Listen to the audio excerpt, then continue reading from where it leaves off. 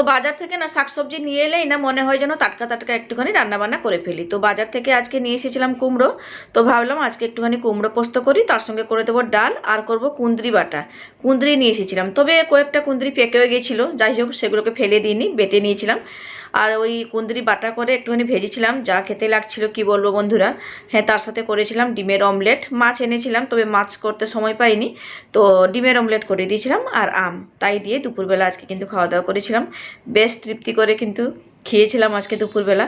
তো সে যাই হোক, আজকে রান্নার জন্য সব কিছু সবজিপাতি কেটে গুছিয়ে নিয়ে চলে এসেছি রান্নাবান্না করার জন্য। তো প্রথমে ভাবলাম আলু কুমড়ো পোস্তটাও রান্না বসিয়ে দিই। তার জন্য কড়াই গরম করে আর সাদা তেল দিয়ে দিয়েছিলাম। তেলটা গরম হয়ে যাওয়ার পরে দিয়েছিলাম অল্প একটুখানি কালো জিরে ফোড়ন, আর ফোড়নটা ভেজে নিয়ে তারপরে পেঁয়াজ কুচি দিয়ে দিয়েছিলাম। পেঁয়াজটাকেও একটুখানি লাল করে ভেজে নিয়ে কেটে রাখা আলু কুমড়ো দিয়ে তারপরে নুন হলুদ পরিমাণ মতো দিয়ে ও সবজিগুলোকে একটুখানি ভাজতে বসিয়ে দিলাম। তো যতক্ষণ ওইদিকে আলু কুমড়োটা ভাজা হচ্ছিল সেই সময়ের মধ্যে কিন্তু পোস্ত বাটাটাও রেডি করে নিয়েছি। 2-4টা কাঁচা লঙ্কা দিয়ে পোস্তটাকে পুরো প্লেন করে বেটে নিয়েছি, তবে মিক্সার জারে নিয়েছিলাম, তারপরে আমি শিলের মধ্যে নিয়ে বেটে নিয়েছি। অল্প একটুখানি পোস্ত, তো বেশি জল দিতে লাগতো, তাই জন্য শিলেই বেটে নিয়েছিলাম।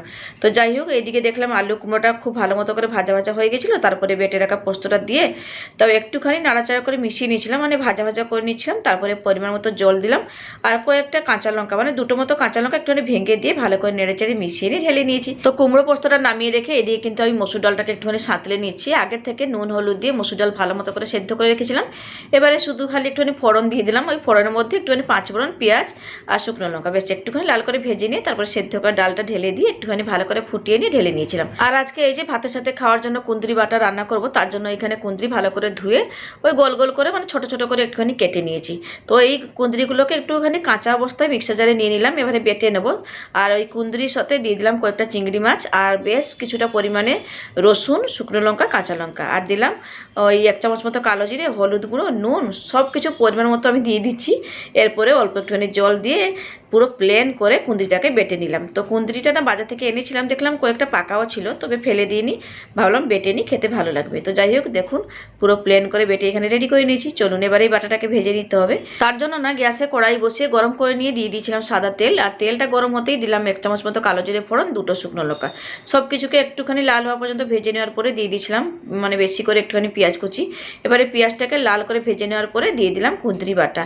আর এইখানে কিন্তু একটুখানি বেশি করে তেল দিয়েছি। যে কোনো বাটা বটি একটুখানি ভাজতে গেলে না বেশি করে তেল দিলে পরে ভাজাটা ভালো হয় আর খেতেও তেমন ভালো লাগে। তো কুঁদরি বাটাটা দিয়ে দেওয়ার পরে না দিয়ে দিয়েছিলাম পরিমাণ মতো চিনি, আর নুন আর হলুদটা তো আগে থেকে আমি দিয়ে রেখেছিলাম। এবারে সব কিছুকে ভালো করে মিশিয়ে নিয়ে এদিকে কিন্তু ভাজতে বসিয়ে দিলাম। তো গ্যাসটাকে একটুখানি মিডিয়ামে রেখে কুঁদরিটাকে ভাজা ভাজা করছিলাম। আর সেই সময়ের মধ্যে ভাবলাম একটুখানি ডিমের অমলেটের জন্য ডিমটাকে একটুখানি পেঁয়াজ কাঁচা লঙ্কা নুন দিয়ে ভালো করে মেখে রাখি। এদিকে কুঁদরি বাটাটা হয়ে গেলে তারপরে আমি ডিমটাকে ভেজে নেব। আর এই যে এদিকে দেখুন কুঁদরি বাটাটাকে বেশ অনেকক্ষণ ধরে একটুখানি গ্যাসটাকে কমিয়ে মিডিয়ামে রেখে বাড়িয়ে পুরো লাল লাল করে ভেজে নিয়েছি। সমস্ত জলগুলো কিন্তু শুকনো শুকনো হয়ে গেছে, কড়াইতে লেগেও যাচ্ছিলো, তার মানে কুঁদরি বাটাটা রান্না হয়ে গেছে। তো নামিয়ে রেখে তারপরে ডিমের অমলেটটাও ভেজে নিয়েছি। তো মোটামুটি সব কিছু রান্নাবান্না কমপ্লিট।